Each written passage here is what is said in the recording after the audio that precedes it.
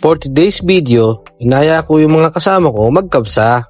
Dahil malaki ang overtime ko, nanlibre ako.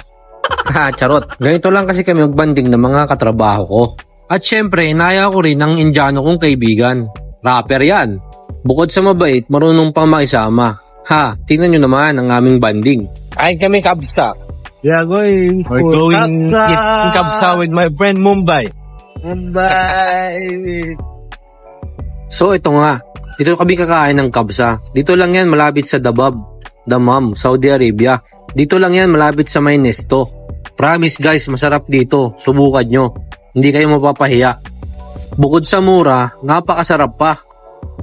At alam nyo ba guys, masarap kumain talaga ng may kasama. Bukod sa masaya, gaganahan ka pang kumain. Shoutout nga pala dyan sa mga kasama ko.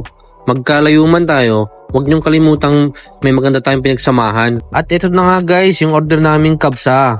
Kita nyo naman kung gaano kasarap yan. Kanin pa lang, busog ka na. At may kasama yung gerger at sibuyas. Pampasarap yan sa kabsa. Wow. At lalong masarap yan kung lalagyan mo ng sili at shredded na tomato. At sa puntong ito, kinantahan ako ng happy birthday ni Indiano.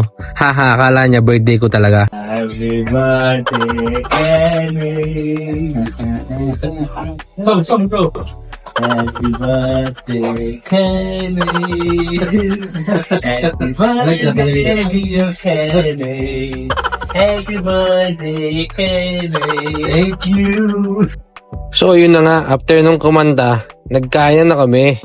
Tara guys, kain tayo. Wow. Sana one day makasama ko rin kayo pagkain dito. Dahil sa simpleng kainan, doon naman yung saya at ligaya. Dahil kasama mo yung mga tunay mong kaibigan at katrabaho na handa kang samahan sa mga lungkot at ligaya. Bihira talaga yung makahanap ka ng tunay na kaibigan at katrabaho. Basta talaga marunong ka makisama, marami kang kaibigan, maraming magmamahal sa'yo. Tandaan nyo yan guys. Hindi mahalaga ang pera guys, ang mahalaga yung tiwala at respeto natin sa isa't isa. Dahil once na meron ka niyan, lahat sila magtitiwala sa'yo. At lahat sila ibibigay yung buong respeto mo. Ikaw, meron ka bang kaibigan na totoo? At totoong katrabaho? Yung katrabahong marunong makisama? Yung katrabahong hindi marunong manlamang sa kapwa? Yung katrabahong madali mong lapitan pagdating sa pinansyal? Yung madali mong utangan? Charot lang guys. Tara, kain muna tayo. At habang patapos na ang aming kinakain, nag-enjoy si Mumbai ng sobra. And I ain't gonna be just a face in the crowd. You're gonna hear my voice when I shout it out loud. Oops, hindi ko na tinuloy, baka makapiright tayo. Hahaha, ang sarap talaga kasama ng Indianong to. Bukod sa kuwela, hip-hop na rapper pa. At kita nyo naman, side na side yung kinakain namin. Hanggang sa muli, salamat sa nanood.